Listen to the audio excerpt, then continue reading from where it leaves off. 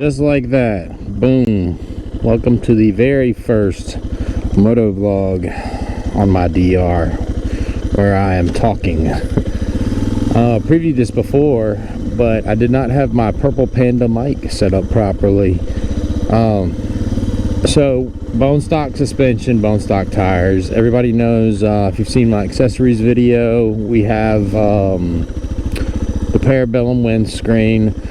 I say it's 64235. You can go over some old, these are some old city foundations I'm going over. Do a little bit of urban explore. It handles it okay. I mean, like, yeah, could you modify it, make it better? Yeah, but not for around town. You don't really need to. This is where I actually set up my camera equipment here. The name of the town, Gulfport, Mississippi. Nice, decently sized town. I want to say somewhere around maybe 70,000, the old downtown area. These are some of our taller buildings. I like going around here. My wife, especially on her trail, she likes to come downtown, and we'll take some back roads and stuff and just kind of cut around and find little alleyways like that to explore. But this video, what I'll do is show you the bike in and around town, but also we're gonna hop on the interstate a little bit too, go some distance there, not a whole lot. Let's see if I can't get a better view right here. This is the main highway that cuts down into downtown Gulfport right here, Highway 49. Now the highway that it's connecting to that we're gonna go south is Highway 90, aka the beach. Everyone usually just says the beach. Alright, and we're gonna just kind of slide in right here, because otherwise, there we go. Oh, it's gonna take forever. Nice. This is why I like the big thumpers, though. You can get out a little bit, get out ahead a little bit, move a little quicker. But you are looking straight ahead at the Gulf of Mexico. So if you were to keep going, you'll see a body of water. I'll take you down into our harbor. I got a beautiful light show that happens here. So now we're connected to what's going to be called Highway 90. Let's see. Moderate acceleration. Fifth gear around 55 miles per hour. 50 sometimes, usually when I hit, like hitting fifth. We're cut off into the harbor. It's cruising easy at 60 all day. I mean, I'm barely on it right now. But let me ride you through, get a view of the beach. But I'm not sure if you saw earlier, we went over that foundation. That's about the max on the stock suspension. I've jumped it before. I've got a video of me jumping it. That same thing, that foundation that I ran over. They're building a cool little walkway right there for us to go rollerblade. That's so gorgeous. My God, let's do the roundabout actually. Here, let's kill our blinker. That's too great of a view. We've actually, it's warm enough. I guess we got a couple people out there on the beach. I'm not sure if you can see them or not, but we definitely can. Great little fishing spot right here. You see a lot of pier fishermen. Check behind me, we're good. And give them a signal, let them know. Clear on the other side. Oh yeah, that was too gorgeous not to capture, especially running 4K. This park over here that you see in this direction, it's got a super smooth sidewalk to track to the whole way around. But excellent for rollerblading. Stay in here. Let me take you down for a little spirited run down the highway real quick. A lot of people are curious, like, how the DR cruises. But we're doing a city ride today. I will do a trail ride, but this it was described as a riot shield by the security officer at the he calls it my riot shield at the gate on base. But here, it's up to speed. You don't. The thing about I had to go with a 650 over a 300 because one, you feel like you can't be. How would I say, aggressive enough in traffic, like if you're gonna, drive defensively. I feel like I could never accelerate with my body weight very well. So 60 and I'm cruising, man. It feels good. 2 hands on the wheel at all time, or the bar.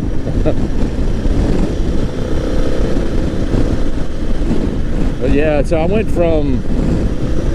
wound up on this bike in a kind of a weird sort of a way. I wanted to do ADV stuff. I thought cruisers were the shit for a long time. I started out as a sport bike guy. Then I was like, you gotta ride a cruiser to be a real man. And it was fun going up and down the beach. And then I got tired of the weight, and I started wanting to explore. And so I bought a 4-wheeler. And then you gotta load the 4-wheeler though. So I started thinking, like, damn, what if I had a motorcycle that could kind of do both? And that's what sort of led me into dual sport. But I made the mistake of going to ADV first, and I got a VFR 1200X, the Cross Tour, which is literally the worst ADV bike. It's a false ADV bike, and they sold it at the same time they sold the Africa Twin. But even the Africa Twin though, still heavy, man, still over 500 pounds. But my wife, we're gonna do a little U-turn here and get back into downtown. She got a TW200, and I loved the lightness of that thing, and I loved that it could go anywhere. The only thing I didn't like was you couldn't go down the road very quick, just like that. Well, there's the 6th gear you always look for. So 70 is a pretty easy cruise, man. But anyway, yeah, I had the VFR, and I was like, this shit isn't a fucking adventure. I was like, and then I started feeling other adventure bikes. I was like, I want to downsize. So yeah, after riding the T-Dub, sorry to go for a little ADD moment there, but after riding the T-Dub, I needed something a little more substantial, but not too crazy. I essentially settled on this. It was between this and a KLX 300, and I didn't want a chance to basically not feeling like the 300 was going to be enough. And I love how high I sit on this bike. I don't know if you can tell, I am so high on this bike right now. Not high like pot high, but like high up, like altitude high. Easy ride on this kind of a bike at this height especially. But anyway, I settled basically between that. I was scared of the carb issue. I was like, man, dude, I hate carbureted shit. None of my carbureted shit ever ran when I was a kid, and I always had to fix it. I didn't realize back then that I didn't realize how to maintain a motorcycle. And a lot of times the reason it was broke was because my dad didn't want to get out there and fuck with it with me. But anyway, that's a whole nother story for a whole different day. But in and around town, man, oh my god, this thing's so perfect. And the thumper, having that big 650, there's like no clutch, like my hand is so well rested. Like right now, like even after a long ass day, it doesn't matter how long I've been driving for. I just slip past them. No matter how long I've been driving the bike, this clutch hand just never gets tired. It's great. Super smooth and easy to sit. It's super light, man. Oh my god, is this thing light. There's a local aquarium. I couldn't tell if you could see that in the earlier video, but actually I will say this, like, so a lot of people shit on the trail wings, calling them the death wings and all that stuff. They're not too bad around town, man. They're actually a decent street tire. But you can see here, like, we have some stuff. I mean, it's gonna go over bumps like this. You could do this, probably not bottom out. Stock suspension. That's about the same size as like your standard parking lot barrier. I'll go over it this way and show you. But it's not really, I'm not even standing up, I'm just casually, and that was a sit down position too, just casually going over the bump. Not a whole lot to it. But yeah, man, I'll say this though, with the VFR, I realized that everything was too heavy. ADV bikes were too heavy. If you get on a dual sport, you unlock the keys to everywhere, man. Any little alleyway, any little trail you want to go on, that's great. Now I will say, oh, my wife's always on my ass about that, my blinker being on. I can't wait to see that in the comments. Your blinkers on, shithead.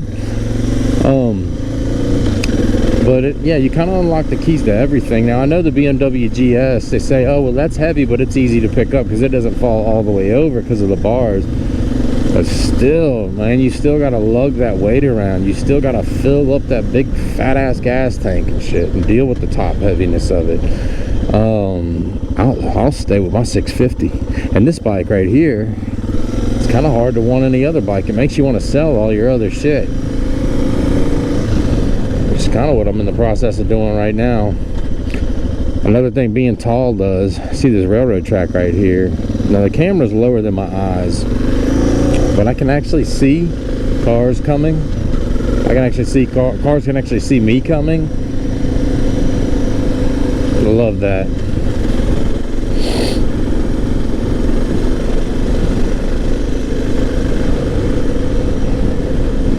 I'm really interested to hear how this vocal comes through too. I'm excited, man. I'm excited to get home and upload and hear how well this mic is picking everything up. I did an entire ride not realizing that I needed a converter plugged into my Hero, and so long story short, I recorded a whole ride with no mic, but hopefully we're doing it right this time. Now see, fifth gear, 40 miles an hour. It's a little luggy. Fifth gear's a little tall for 40. And I guess that's probably about 75 kilometers an hour still. You know, you probably want to go into fifth closer to miles per hour. You probably want to go about 45 to 55 when you want to make your switch, depending on if you're accelerating or cruising. Kilometers per hour, I'm not quite sure. It's somewhere around maybe like 80 to 90 kilometers per hour. But just a beautiful riding bike, man. Everybody, what's it like to ride now? If you're thinking about the 300 class bikes, let's talk about the 300 class bikes. The power is up compared to the 250s. Maybe I would say, I would guess maybe 2 to 5 horsepower difference between those. Oh, she's waving me on. Thank you. The power's up probably 2 to 5, but you're gonna get the same height. You're gonna get some actually probably better off-road capability because of how light it is. But my God, are you gonna get tired of that little motor? That's what kept me from getting it in the first place. You can see a lot of people right here, they ride four-wheelers in and out, up and down this area. The whole community of four-wheeler riding guys around here. There's not a lot of public land around here. In Mississippi, almost all the land is privately owned. So there's almost nowhere to ride, so you got to kind of make places to ride. But yeah, these 300 class bikes, I had to stay away from them, man. This 650, I mean, I've got the pull of a bigger bike, but to me, this is a light bike. People say 366 is heavy. It's heavy for a motocross bike or for an enduro, but not for a dual sport. Shit. That's all, you're talking about a 50-pound weight difference between this and the CRF 300 or the KLX 300, about a 50-pound difference. Cowie sometimes underweighs their bikes, I think, for sales. But yeah, I mean, nice, good pull. It gets around town well. It's a hell of a ride. These railroad tracks, I've seen these railroad tracks my whole life, except for when I lived in California for a little while. Oh, she's gonna let me go. All right, thank you. For some reason on a bike, and I don't know why, everyone wants to let you go. They do it in a fire. If you're driving a fire truck or riding a motorcycle, and in Mississippi in general, it seems like no one ever thinks it's their turn, and they always want to let you go. You go. No, you go. But yeah, that 300 class would have worn me out, man.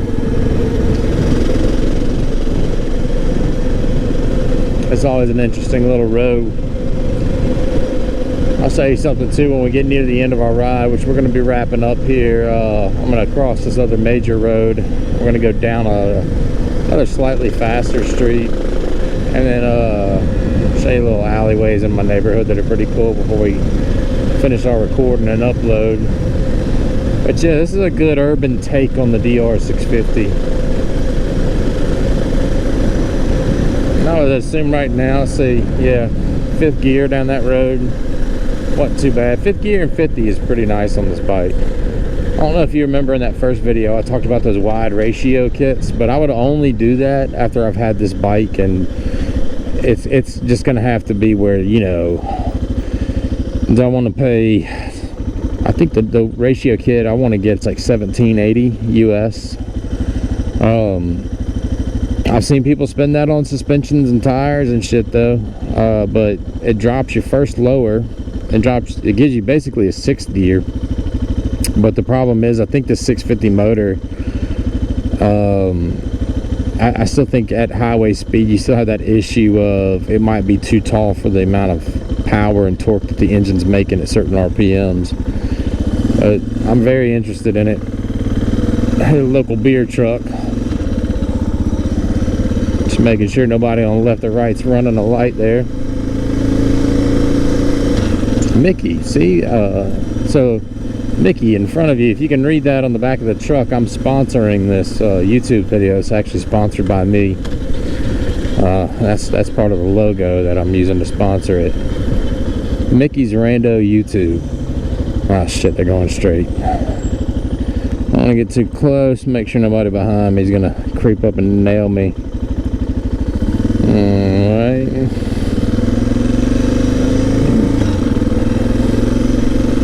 Our local EMS coming past us. Hopefully we don't ever have to have a run-in with them unless I am working myself and I will be the person providing the EMS. This is when I was a kid, I did come out here one time and ride this field on a little Suzuki DS80. And then this is pretty cool here. You can have a Wayne's World moment. The planes that come straight over, and you can actually, I don't know if people would do it or not, but you could, if you wanted to, technically sit right here and let a plane fly over your head and land on the airfield, because that is in fact the end of the airfield.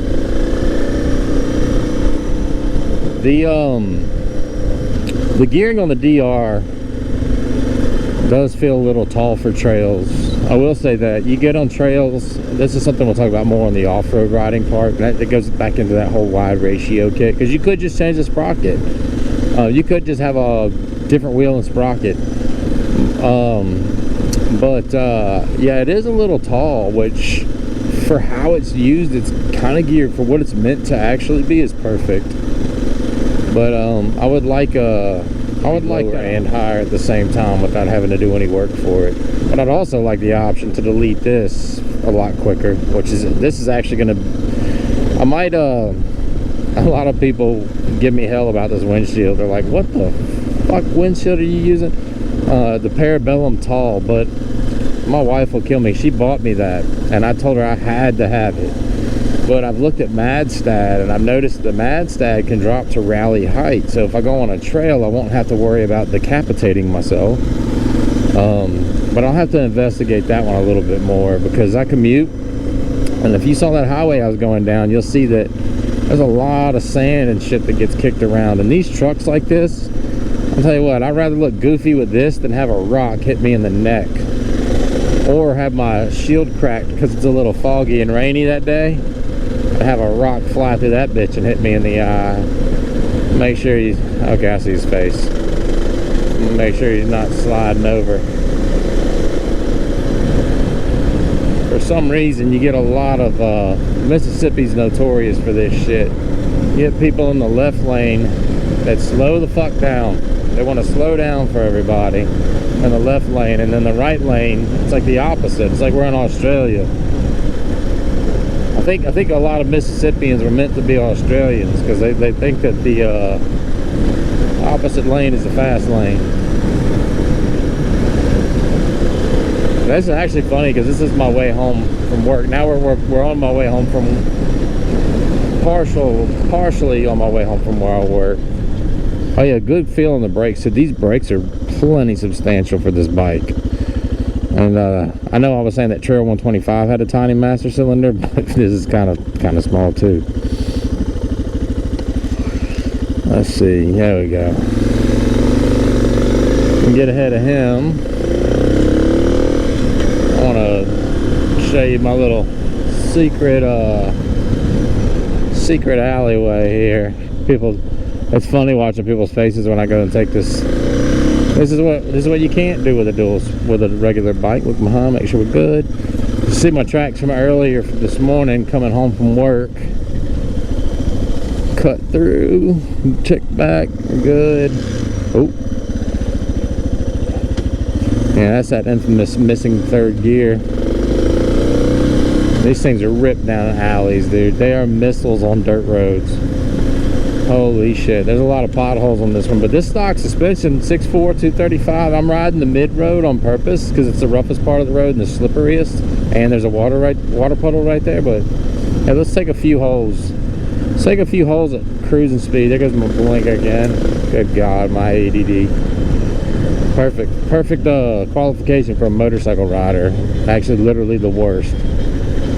There's a nice hole. Boom, boom. All right. Now, the reason I leave that blinker on a lot is because I normally take my Kawasaki Voyager, and it has a feature on it that makes you a worse motorcycle rider, which is it turns the blinker off for you.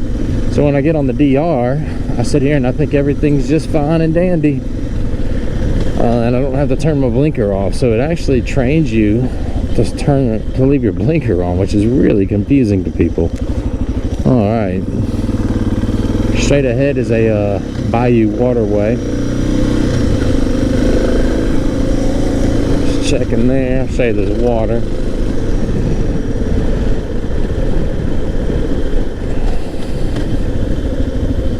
But yeah, I've had a bike that actually dumbs down. See, there goes the blinker again. Dumbs down the driver a little bit, which is me in this case.